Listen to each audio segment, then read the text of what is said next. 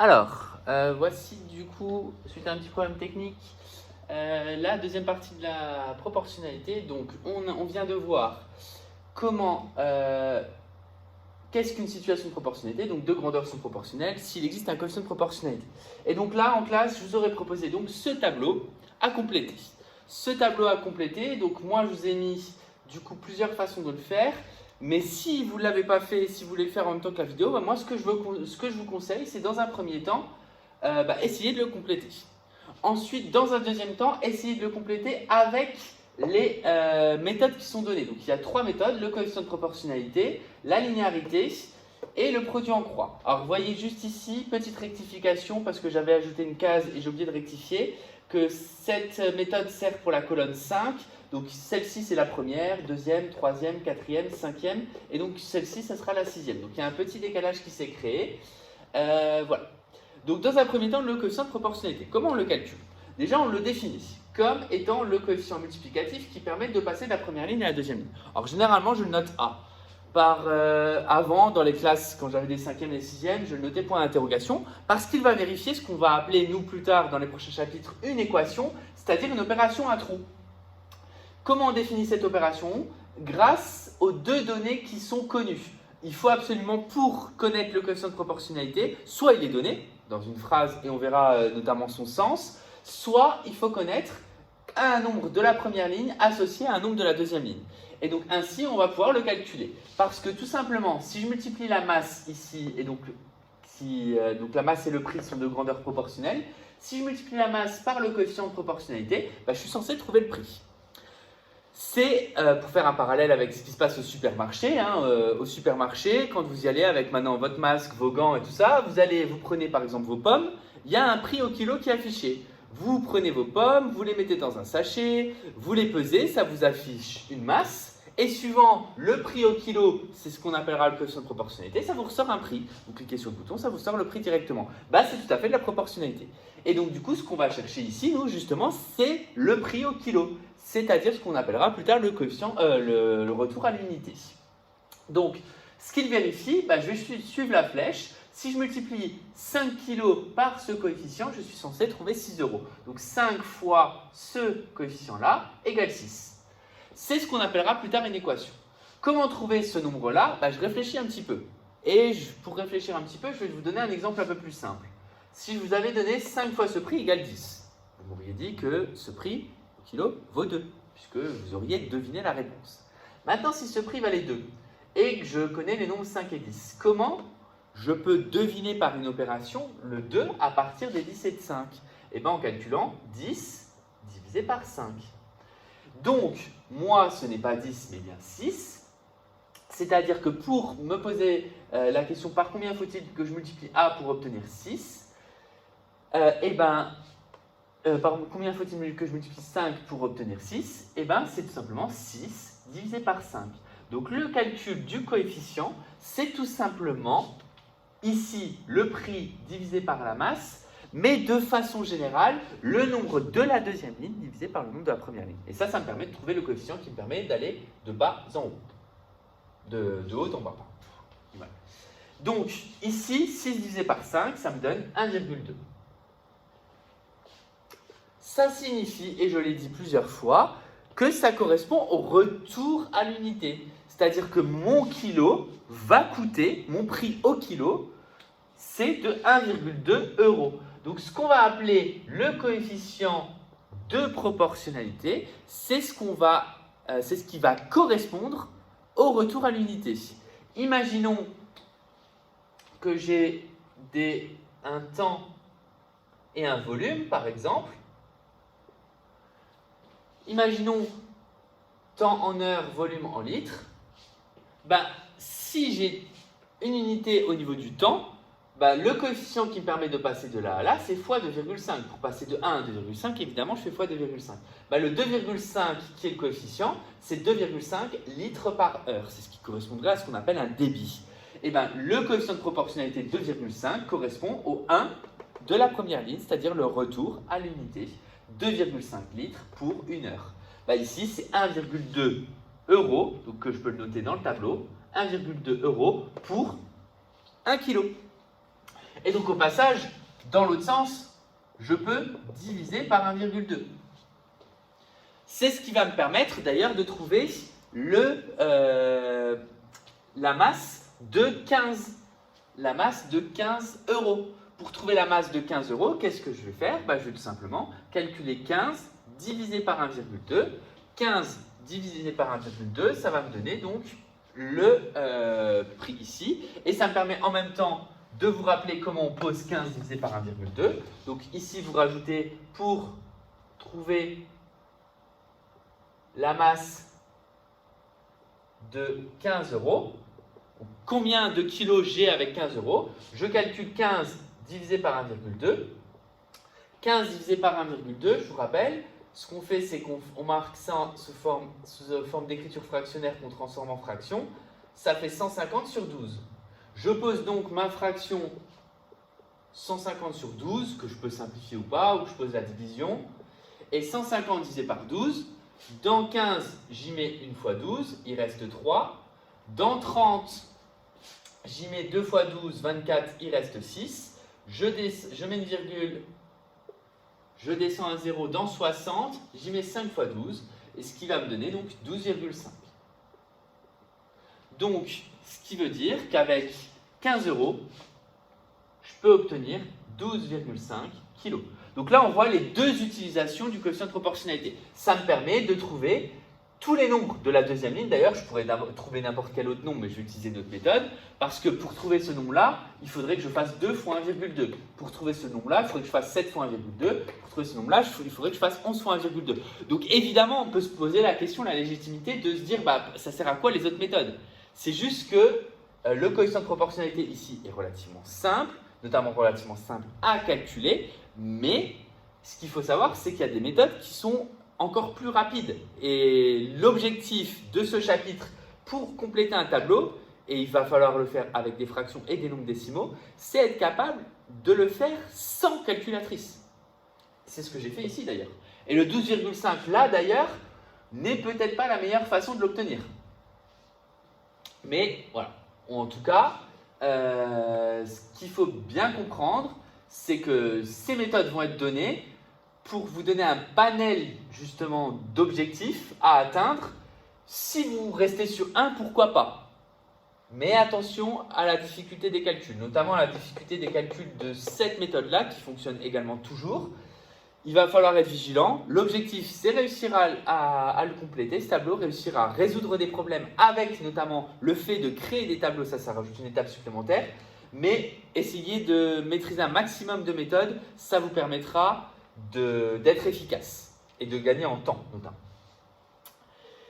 Deuxième procédé, c'est ce qu'on appelle les procédés horizontaux. C'est-à-dire qu'on va, dans la proportionnalité, quand c'est proportionnel, on va pouvoir passer d'une colonne à une autre. Là, on a fait un procédé d'une ligne à une autre. Là, maintenant, hop, on va raisonner de colonne à une autre.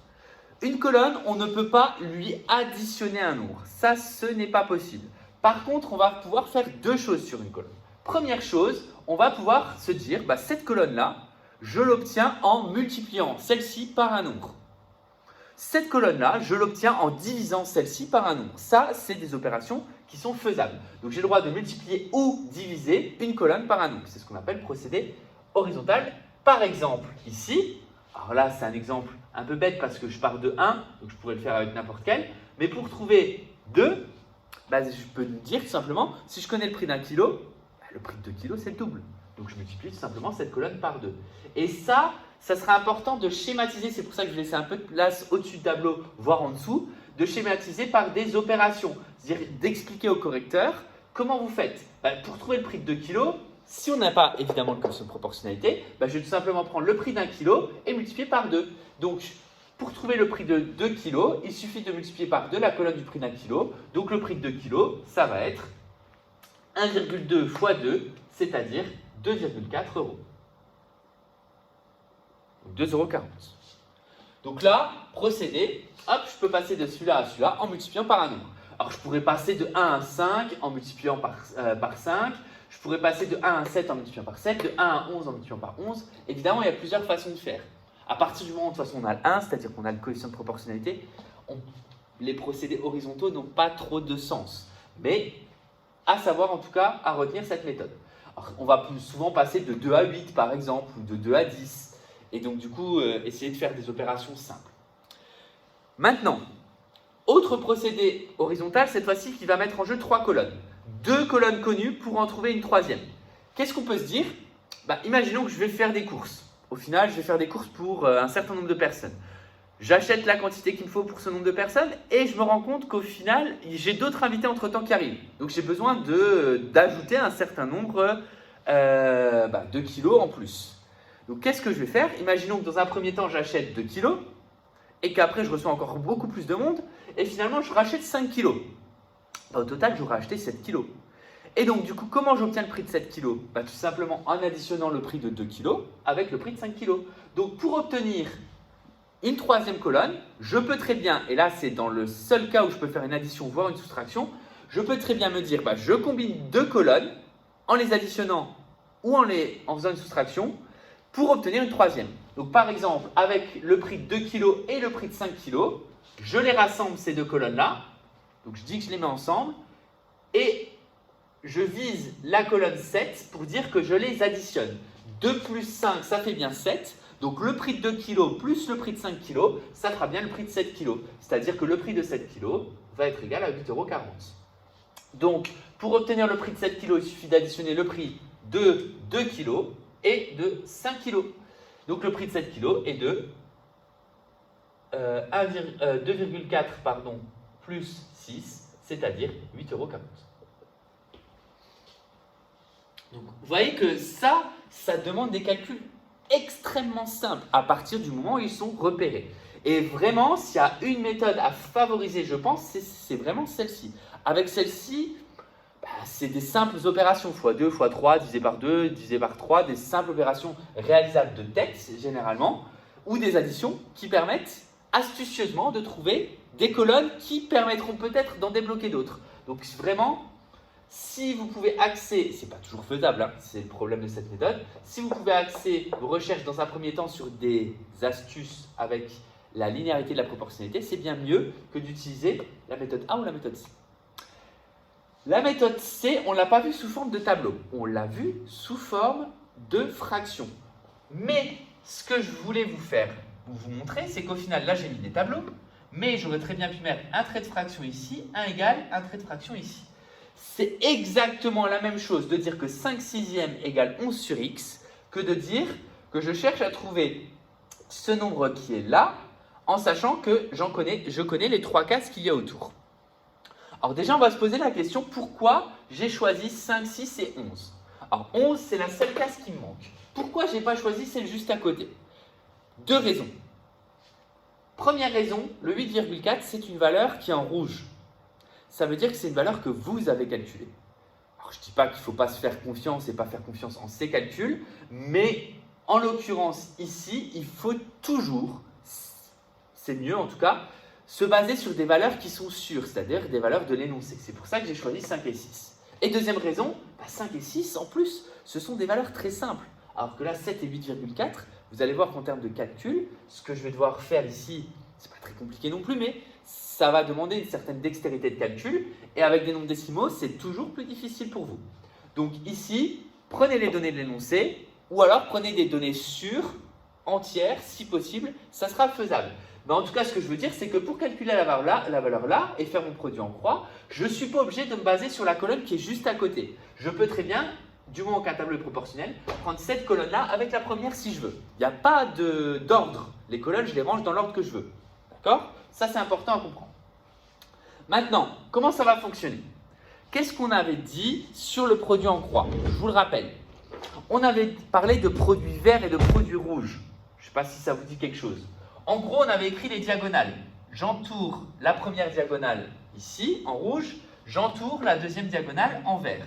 Si vous en souvenez pas, je vous invite à lire le paragraphe dans le chapitre sur les fractions, le premier chapitre sur les fractions, qui parle de ce produit en croix, de l'égalité de ce produit en croix. Et on avait déjà calculé une valeur manquante à une fraction. Pour calculer x ici, on va donc se dire que 5 fois x, c'est mon produit rouge, est égal, puisque c'est proportionnel, à 6 fois 11. Donc ça, je sais que c'est égal. C'est là, dans un tableau de proportionnalité, le produit en croix est vérifié. D'ailleurs, au passage, hein, vous voyez ici, mes fractions là, je les entoure par un tableau. Donc vous voyez, A sur B égale C sur D. Je peux très bien y mettre un tableau. Et donc du coup, c'est une opération à trous. Ce qui signifie que pour trouver X, et c'est ce que vous avez l'habitude de faire et machinalement l'habitude de faire, mais j'aimerais que vous y compreniez le sens et pourquoi on le fait. Pour trouver la valeur X manquante ici, je cherche X multiplié par 5 doit donner 6 fois 11. Mais moi, je ne veux pas le multiplier par 5, je veux X tout seul. C'est-à-dire que si je l'ai 5 fois en trop, si je l'ai 5 fois en trop, c'est une opération à trous, je vais diviser par 5. Donc l'opération pour trouver X, ça va être 6 fois 11, c'est-à-dire le produit des deux nombres verts, c'est-à-dire des deux nombres connus, divisé par 5, c'est-à-dire le produit qui est sur ma diagonale inconnue. Donc mon produit en croix, ça va être constitué d'une multiplication et d'une division. Je multiplie les deux nombres qui sont connus et je divise par le troisième qui est sur la diagonale où il y a l'inconnu. Ça va me donner donc 66 divisé par 5, 66 divisé par 5, et là vous allez être épaté. Ça va me donner 13,2 de tête. Allez, je sais, c'est le talent. Après, je fais le malin, mais je fais quand même des erreurs dans les vidéos, donc je fais quand même attention. Donc 13,2 €, c'est ce qui me permet de trouver le résultat de mon produit en croix. J'ai donc résumé toutes les méthodes qu'il fallait savoir pour compléter un tableau de proportionnalité. Dans les vidéos suivantes, vous allez voir comment reconnaître une situation de proportionnalité. Donc ça, c'est pareil, dans un premier temps, à l'aide d'un tableau, c'est pas ce qu'il y a de plus pratique. Vous allez le découvrir, le cas du tableau proportionnel, le cas du tableau non proportionnel et notamment la façon de le rédiger. Et on va faire le lien avec le graphique qui va être nouveau. Et ensuite, gros paragraphe sur les pourcentages. Donc voilà ce qui va venir sur la proportionnalité. Mais dans un premier temps, on va déjà retravailler là-dessus, c'est-à-dire faire des exercices et voir comment mettre en œuvre, passer d'un texte à un tableau. Ça va être vraiment méga important. Donc voilà, donc déjà, reprenez cette partie de cours. Ça sera déjà un gros travail pour vous.